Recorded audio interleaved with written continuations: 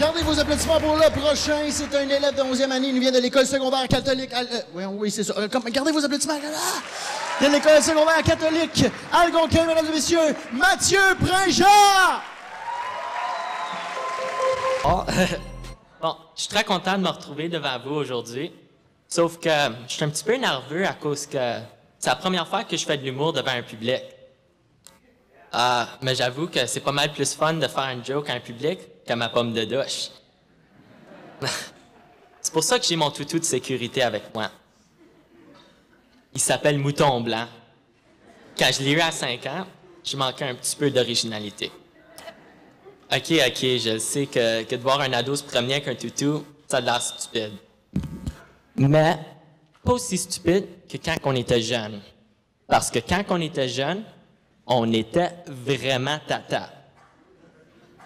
Il y en a des vieux qui sont encore aussi tata, mais ça, c'est les gens qui travaillent au gouvernement.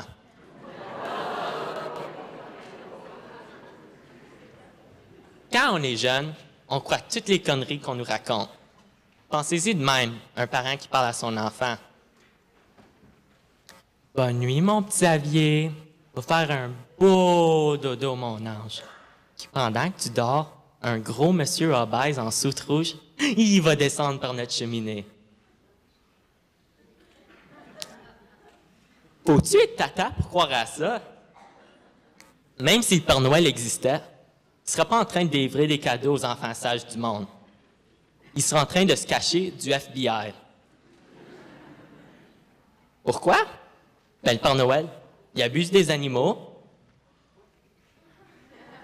il entre par infraction dans des millions de maisons par année, puis il impose le travail forcé sur une tribu de lutins. Un vrai Kim Jong-un. Bon, j'aimerais clarifier que lorsque je parlais du petit Xavier, je parlais en fait de mon frère. Il a 18 ans, il va à l'Université d'Ottawa, puis j'espère qu'il ne croit plus au Père Noël. Nous deux, quand on s'apprêtait à chicaner, on le savait que nos combats, ils allaient être épiques. Comme dans Mortal Kombat. Sauf que lui, son move spécial, c'était pas de me pitcher une boule de feu, mais de me twister les nipples. Xavier, il a 2 ans de plus vieux que moi. Pas besoin d'expliquer, il y en a un des deux qui a un avantage physique. Je pense pas que j'ai jamais gagné un seul combat contre lui. Vraiment à cause qu'il est « Oh, ceinture noire au karaté, oh. » Ben, ouais, il était plus fort que moi. Mais moi, j'avais la plus puissante des armes secrètes. Le pouvoir de la maman. Moi, je pouvais faire tous les sales coups au monde. Je pouvais y tirer les cheveux, le mordre, lui faire goûter mes pets. Mais lui, aussitôt qu'il me mettait la main dessus, même si c'était juste pour me flatter, « Maman! » Puis là, on entend les pas de ma mère descendre les escaliers, puis on savait que j'avais peut-être perdu la bataille, mais j'avais gagné la guerre.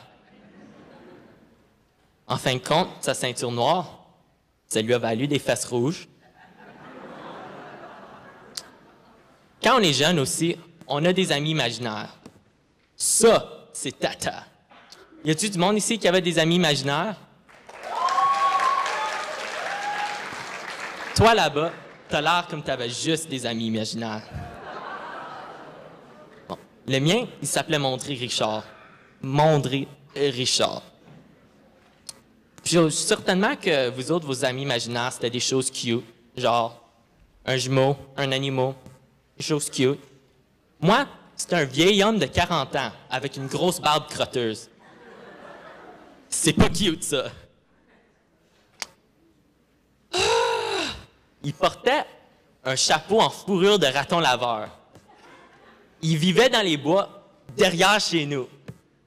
Moi, un jour, si j'ai un enfant, puis cet enfant-là, il me demande de rencontrer son ami imaginaire de 40 ans, je l'amène directement chez le psychologue.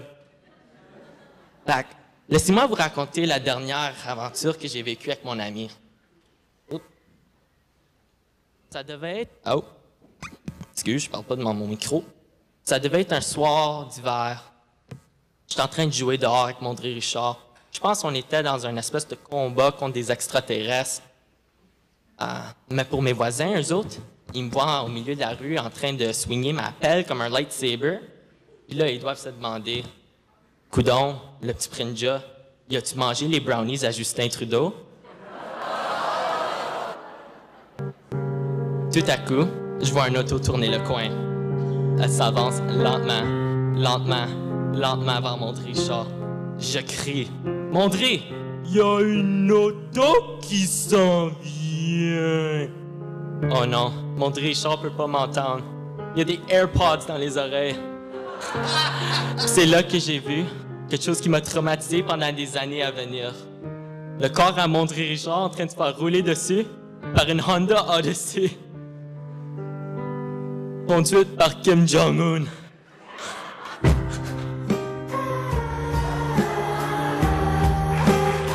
Merci, bonsoir.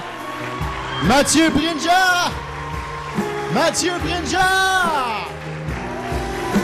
Mathieu Prinja! Come on!